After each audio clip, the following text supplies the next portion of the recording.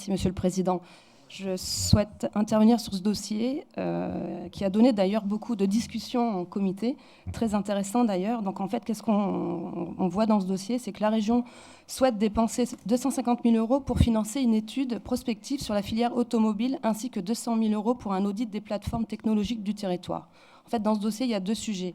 D'abord, s'agissant de la revue des plateformes de transfert de technologie, elle est effectivement nécessaire pour renforcer la compétitivité de nos PME et PMI régionales.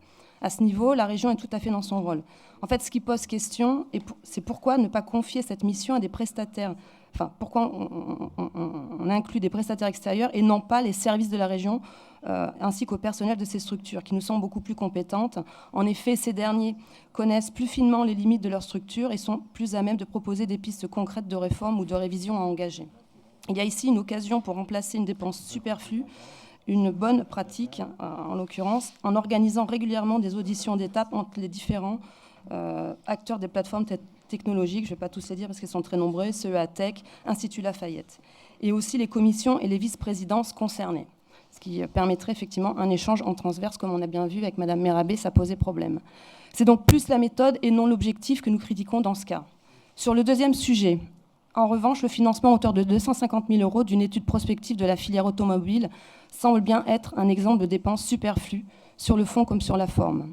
En premier lieu, des études de cette nature sont publiées régulièrement et gratuitement. Je peux vous faire un état, Observatoire de la métallurgie, études économiques du ministère, etc., etc. Et elles sont parfaitement et à même de fournir les analyses précises des évolutions technologiques et énergétiques du contexte législatif et réglementaire encadrant la filière. La région n'a pas les capacités pour structurer la filière automobile sur son territoire. Je vous le rappelle, l'aide accordée à PSA Mulhouse par la délibération du 3 juillet 2018 n'a pas empêché la suppression d'un millier d'emplois d'intérimaires dans la région en mai dernier, ni la délocalisation de la production de la 2008 à Vigo en Espagne.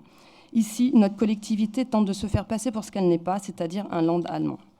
Cette étude est donc à la fois superflue et vaine. Pour cette raison, on votera contre.